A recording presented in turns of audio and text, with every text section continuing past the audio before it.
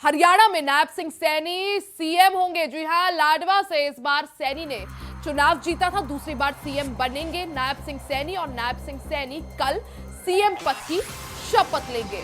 तो ये बड़ी खबर आप सभी को बता रहे हैं। हरियाणा में नायब सिंह सैनी मुख्यमंत्री होंगे। लाडवा से नायब सिंह सैनी ने चुनावी ताल ठोकी थी, लाडवा से उन्हें बम्पर जीत हासिल हुई और दूसरी बार सीएम नायब सिंह सैनी बनाए जाएंगे।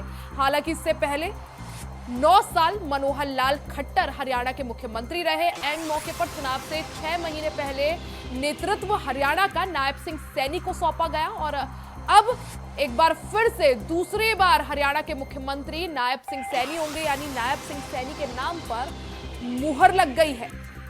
नायब सिंह सैनी कल सीएम पद की शपथ लेंगे।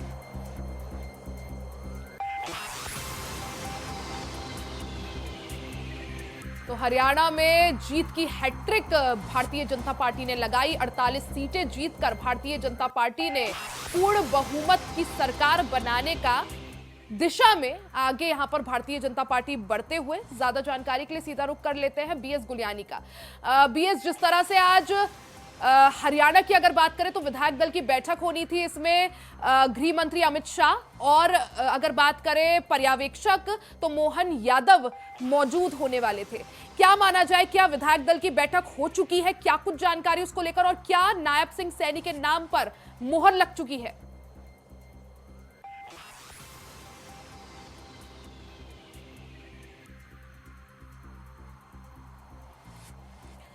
गुलियानी, आपका शायद माइक म्यूट है, एक बार अनम्यूट कर दीजिए। तो हरियाणा में नायब सिंह सैनी अब मुख्यमंत्री होंगे। लाडवा से बम्पर जीत के बाद नायब सिंह सैनी अब मुख्यमंत्री की कुर्सी की ओर आगे बढ़ते हुए दूसरी बार नायब सिंह सैनी सीएम बनाए जाएंगे। नायब सिंह सैनी कल मुख्यमंत्री पद की शपथ लेंगे। तो हरियाणा में डबल इंजन की ये तीसरी सरकार होने जा रही है। साथ ही बता दें कि जीत की हैट्रिक भारतीय जनता पार्टी ने लगाई थी और 2014 और 2019 से भी ज्यादा बड़ी और बम्पर जीत अब की बार भारतीय जनता पार्टी को 2024 विधानसभा चुनाव में मिली, जिसमें 48 सीटें जीतकर, क्योंकि 90 विधानसभा सीटों में से 48 सीटें जीतकर भारतीय जनता पार्टी सरकार बनाने की दिशा में आगे बढ़ते हुए। साथ ही 3 निर्दलीय विधायकों ने भी बीजेपी को अपना समर्थन यहां पर दिया है।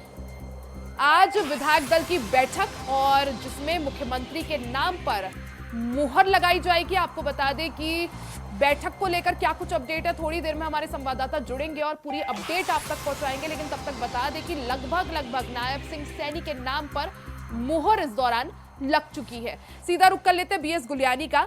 बीएस, क्योंकि विधायक दल की बैठक होने वाली थी, गृह मंत्री अमित शाह उस बैठक में मौजूद और साथ ही जो पर्यवेक्षक है मोहन यादव, उनकी भी मौजूदगी। बैठक को लेकर क्या कुछ अपडेट, क्या बैठक हो चुकी है? नायब सिंह सैनी के नाम पर क्या अंतिम मुहर लग चुकी है? क्या कुछ जानकारी?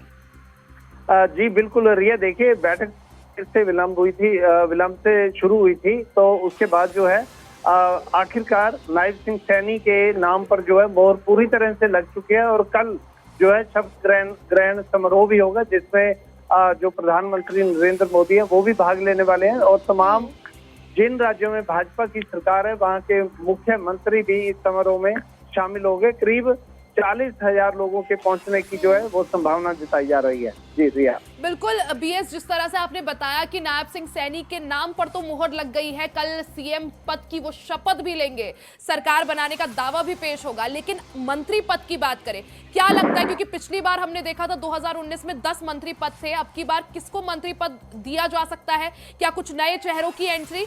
और ये भी कि डिप्टी सीएम को लेकर क्या पत्ते अभी तक खुल पाए हैं?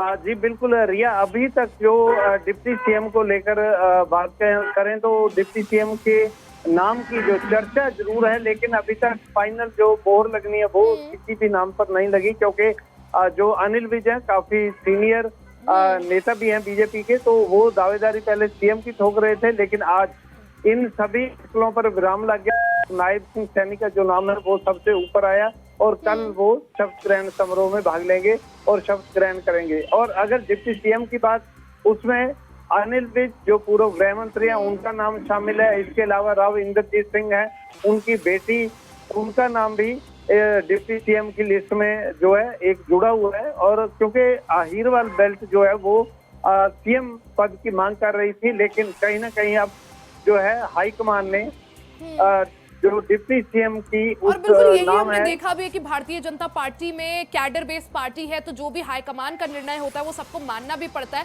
हालांकि माना यही जा रहा था, कयास यही लगाए जा रहे थे, लगभग तय था कि नायब सिंह सैनी को ही सीएम पद सौंपा जाएगा, क्योंकि चुनाव जो था पूरा का पूरा नायब सिंह सैनी के चेहरे पर और पीएम मोदी के चेहरे पर लड़ा गया था। लेकिन अगर तैयारियों की बात करें बीएस, क्योंकि शपथ ग्रहण जैसा आपने भी बताया कल होना है, 17 अक्टूबर को होना है, किस तरह से तैयारियां, क्योंकि बीजेपी की कोशिश यही होगी कि इसे एक मेगा इवेंट बनाया जा सके।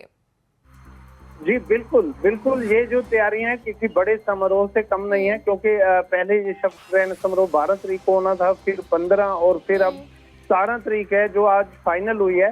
तो कल शपथ ग्रहण समारोह में इसको लेकर तैयारियां पूरे जोरों शोरों से चल रही हैं, क्योंकि इस समारोह में दिग्गज नेता पहुंच रहे हैं। यहाँ तक कि भारत के प्रधानमंत्री नरेंद्र मोदी स्वयं यहाँ पर पहुंचने वाले हैं और नायब सैनी को शपथ दिलवाने वाले हैं। तो समारोह बहुत बड़ा है, एक जिसे हम लेकिन कहें यहाँ कि पर एक सवाल ये बीएस की, अगर जैसा आपने भी कहा पहले 12 को होना था शपथ ग्रहण, फिर उसके बाद एक्सटेंड होकर 15 हुई डेट, फिर अब 17, आखिर क्यों इतना देर या जो डिले था उसकी वजह क्या? जब नाम लगभग तय था मुख्यमंत्री का, तो ये जो डिले या ये जो समय लिया गया, जो इंतजार किया गया, क्या मंत्री पद को लेकर या फिर डिप्टी सीएम को लेकर अभी भी असमंजस की स्थिति में भारतीय जनता पार्टी?